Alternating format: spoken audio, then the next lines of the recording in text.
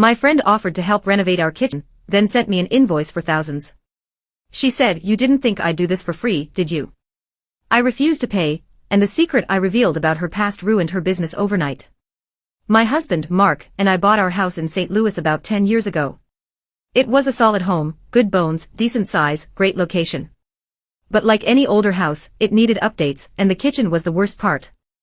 Think brown cabinets from the 70s, peeling laminate countertops, linoleum floors, and ancient appliances that barely worked. I'd been dreaming of a full renovation for years, but life kept getting in the way. We saved what we could, but when we finally started getting contractor quotes, it was way more than we expected. Like, twice what we had budgeted. I was discouraged, but I figured we'd just wait another year or two and save more. Then Samantha made an offer that changed everything. Samantha and I had been friends for over 10 years. We met through mutual friends and just clicked. She was fun, confident, and ran her own home renovation business, which, on the surface, seemed successful. She had started specializing in kitchen remodels, and was always posting before and after photos on Instagram. Her work looked solid, and she had plenty of clients. One night, we had her over for dinner, and I casually mentioned how frustrating the kitchen situation was. She immediately perked up. "Why didn't you ask me? I could help you." She made it sound so simple. She had industry contacts, knew the best suppliers, and said she could save us thousands by avoiding contractor markups. She even threw in, "I'll help you out as a friend, I won't charge you like a regular client." I was thrilled. I made sure to clarify what that meant, because I wasn't about to take advantage of a friend. She assured me that we'd just pay for materials and that she'd oversee the work for free, as a favor. Mark and I couldn't believe our luck. Samantha got started right away. She helped us pick materials, called in some workers she knew, and even did some of the work herself, mostly overseeing, but she did help with painting and small tasks. Mark and I worked hard, too. We did most of the demo, painting, and installation ourselves with her guidance. We paid for everything, cabinets, flooring, countertops, fixtures, even the tools. And in the end, the kitchen looked incredible. We were beyond grateful. We thanked her over and over for helping us save so much money. We even bought her an expensive bottle of wine as a thank you gift. And then, a week later, I got an email invoice for $8,300. At first, I was confused. I thought maybe she sent it to the wrong person. So, I called her, half laughing. "Hey, I think you sent me someone else's invoice." Her response: "Dead serious? No, that's for you." My stomach dropped. "For what?" I asked, already feeling sick. "For my time and labor," she said, like I was some kind of idiot for questioning it. I was speechless.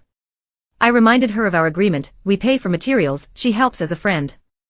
Her response: "I give friends a discount. That doesn't mean I work for free." I could feel my blood boiling. She had never, not once, mentioned labor costs. She had framed this as a favor. I would have never agreed to this if I knew she planned to charge me. I refused to pay. Mark refused to pay. We went back and forth for days. She refused to back down. And then she started threatening to sue us. That's when I knew, if she wanted to play dirty, I would make sure she regretted it. Here's the thing about Samantha. Her business. It wasn't as legit as she made it seem. See, about a year before this, she had told me something huge, something that would destroy her if it got out. She had been running a scam on her clients. She would inflate material costs and pocket the difference. If a client needed new countertops, she'd tell them the price was $5,000 when it was really $3,000. Then keep the extra $2,000 for herself. At the time, I had brushed it off. I wasn't comfortable with it, but it wasn't my problem. Well, now it was my problem. So I started digging. I combed through her business reviews, her Instagram posts, and her old client comments. I found several past clients who had complained about overcharging, but they never had proof. I had proof. I took screenshots of her old texts, where she bragged about scamming clients. I created a burner email and anonymously sent them to several of her past clients. One of them, a lawyer. He was furious when he saw the proof. He had been one of her victims, he paid thousands more than he should have. And now, he was looking into a fraud case against her. But I wasn't done yet. I reported her to the Better Business Bureau. I posted about her scam in local home renovation Facebook groups, the same ones she used to advertise her business. And because karma is beautiful, everything spiraled fast. Her business collapsed overnight. Clients started pulling out. Her name was everywhere. Google reviews tanked. People were demanding refunds. And then, Samantha emailed me. She was begging me to stop. She said she was sorry. She wanted to work something out. I read her email twice. Then I sent back a single sentence. But that part comes next. Samantha's email sat in my inbox like a ticking bomb. Can we please talk? This is getting out of hand. I never meant for things to go this far. Maybe we can work something out. Oh, now she wanted to work something out. Now that her business was burning to the ground, she was suddenly willing to talk. I stared at the screen, feeling a mix of satisfaction and rage. She did this to herself. She tried to scam me, she threatened to sue me, and now that she was getting exactly what she deserved, she was begging for mercy. I didn't respond. Not yet. Instead, I kept watching the fallout. The Facebook post about her scams exploded. More people started coming forward with their own stories. One woman said Samantha had charged her double for cabinets, and then ghosted her when she questioned the price. Another guy claimed she took a deposit for a renovation that never even happened. And then came the worst one.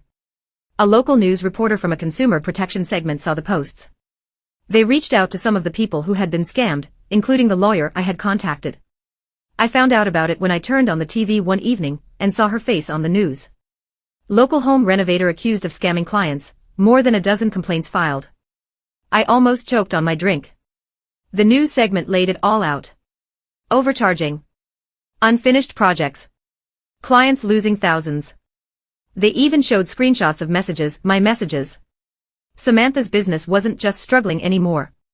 It was dead. That's when she started calling me. At first, I ignored it. Then she left a voicemail. I know it was you, she hissed. You think you're so smart. You think ruining my business makes you a good person.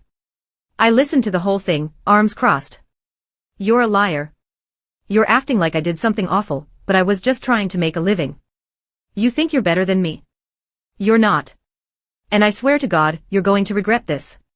Ah, there it was. The real Samantha. The moment things didn't go her way, she snapped. I deleted the voicemail. And then, things got worse. A few days later, I was driving home when I noticed a car following me.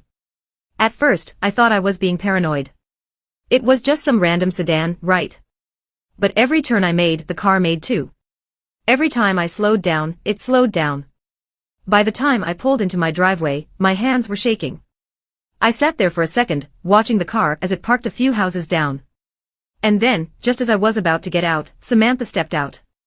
She was wearing sunglasses, her arms crossed, standing there like some kind of cheap movie villain. I got out of my car slowly. What do you want? I asked, my voice sharp. She took off her sunglasses and glared at me. You ruined my life. I almost laughed. No, Samantha.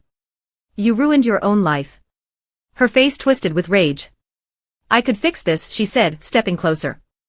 I could fix everything. But I need you to stop. Stop what? I asked. Take down the posts. Tell people it was a misunderstanding. Just help me make this go away. She was desperate. Panicking. For a second, I almost felt sorry for her. Almost. Then I remembered the fake invoice. The threats. The voicemail where she told me I'd regret this. I shook my head. Not my problem. Her hands clenched into fists. You're gonna regret this, she spat. Then she stormed back to her car and sped off. And that's when I realized this wasn't over. Not even close. That night, I barely slept. Every time I closed my eyes, I saw Samantha's face, furious, desperate, unhinged. I knew she wasn't done. And I was right. The next morning, I walked outside to get the mail and froze. My car tires were slashed. Not one, not two, all four. My stomach dropped. I looked around but the street was quiet. Nobody saw anything. I knew it was her. I pulled out my phone and took pictures. Then I checked our security cameras. And there she was. The footage wasn't super clear, but it was enough. A woman in dark clothes, hood up, creeping around my driveway at 3:12 a.m. The way she moved, the height, it was her. I felt my hands shake with rage. She had lost everything because of her own lies, and instead of taking responsibility, she was lashing out like a damn criminal. Well, if she wanted to play that game, I was ready. I reported the vandalism to the police. They took my statement, looked at the footage, and agreed it was suspicious, but they needed more evidence to charge her. Fine. I could work with that. I called Mark at work and told him what happened. He was pissed. She's losing it, he said. What's next? Is she gonna break into our house? That thought made my skin crawl. We decided to upgrade our security cameras and change our locks. I wasn't taking any chances. And then I did something I knew would push her over the edge. I sent her a text. Me, you slashed my tires. I have you on camera. The cops know. It was a lie, the footage wasn't clear enough to prove it was her. But she didn't know that. Her response came instantly. Samantha, are you kidding me? You think I'd do something that stupid? Me, I don't think. I know. Samantha, you have no proof. Me, guess we'll find out. Then, I blocked her number. Let her sit with that. I thought maybe, she'd back off now that the police were involved. Nope. 2 nights later, around midnight, Mark woke me up. Someone's outside. My heart nearly stopped. We crept to the window and peeked through the blinds. A car was parked across the street. Not moving. Just sitting there with the engine running. I squinted. It was her car. She was watching us. That was it. I called the police right then and there. They showed up fast. By the time they pulled onto our street, Samantha's car was already speeding away. But the officer didn't brush it off. You said you have prior issues with her, he asked, taking notes. I explained everything, the scam, the threats, the vandalism. The cop nodded. If she comes back, call us immediately. We'll escalate this. Then he looked at me seriously. You might want to consider a restraining order. A restraining order. That's how bad this had gotten. The next morning, I did exactly that. I filed for a restraining order against Samantha. But while I was at the courthouse, something even bigger happened. I got a phone call. It was from the lawyer who had been scammed by Samantha, the one I had sent proof to. I thought you should know, he said, I just filed a civil lawsuit against Samantha. Fraud, breach of contract, and theft. I nearly laughed out loud. It was all crashing down on her. Her business was gone. Her reputation was in the toilet. She had a lawsuit coming her way. And now, she had a restraining order on top of it. I thought, this has to be the end, right? I was wrong. Because Samantha. She wasn't done yet. Samantha was unraveling. The lawsuit, the restraining order, her reputation in tatters, it should have been enough to make her disappear. But she wasn't the type to go down quietly. She still had one last pathetic trick up her sleeve. A week after I filed the restraining order, I was at the grocery store when my phone buzzed with a private number. I ignored it. Then it rang again. And again. By the 4th call, I picked up, thinking maybe it was the lawyer or the police. Instead, I heard Samantha's voice. You've ruined my life. I froze in the middle of the produce aisle. How did you get this number? I snapped. She ignored the question. I lost everything because of you. My business, my clients, I can't even get a job because of what you did. I felt my blood boil. What I did? I hissed. You scammed people. You stole from them. I just made sure they knew the truth. Her voice turned venomous. You don't get it. You think you're so perfect. But you, she let out a shaky breath. You don't know everything. Something about the way she said it sent a cold chill down my spine. Then she hung up. And I had this terrible, sinking feeling that this wasn't over. 2 days later, Samantha made her last mistake. She showed up at my house. In broad daylight. I was in the kitchen when I heard pounding on my front door. Mark was at work. I was alone. I checked the security cameras, it was her. She wasn't just knocking, she was banging on the door, her face twisted in rage. I grabbed my phone and dialed 911, my heart racing. Then I did something incredibly stupid. I opened the door. Are you insane? I snapped. You're violating the restraining order. She didn't even flinch. You need to stop this, she spat. You don't know what you're doing. I kept my phone in my hand, still on the call with 911. Samantha, leave. Right now. She laughed. A bitter, humorless sound. You think this is funny? You think you won? You don't even know the truth, do you? That stopped me. What truth? I asked, despite myself. She grinned. You thought I was the only one scamming people. My stomach turned. What are you talking about? She leaned in slightly. Ask your husband. I stared at her. Felt like my heart stopped. What the hell are you saying? Before she could answer, I heard sirens. Her face twisted in panic. You'll find out soon enough, she hissed. Then she ran. Right into the cops. Samantha was arrested for violating the restraining order. It should have been over. But I couldn't stop thinking about what she said. Ask your husband. It stuck in my brain like a splinter. That night, when Mark got home, I told him everything. I expected him to laugh it off or call Samantha crazy. But instead, he went pale. My stomach dropped. Mark.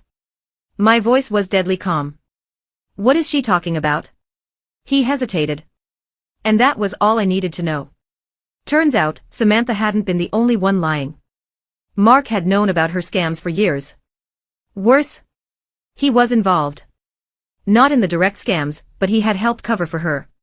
He knew she was overcharging clients and had kept quiet because, get this, she had helped him with some shady financial issues years ago. Basically, she had dirt on him. And in return, he looked the other way. And he would have kept looking the other way if she hadn't come after me. I felt like my entire marriage had been built on a lie. I didn't even cry. I just felt cold. I left that night. Samantha ended up facing charges for fraud and harassment. The lawsuit against her went through. She had to pay back thousands to former clients. Her business. Gone. Her reputation. Destroyed. As for Mark, I divorced him. I wasn't going to spend another second married to a coward who had let me fight a war he had helped create.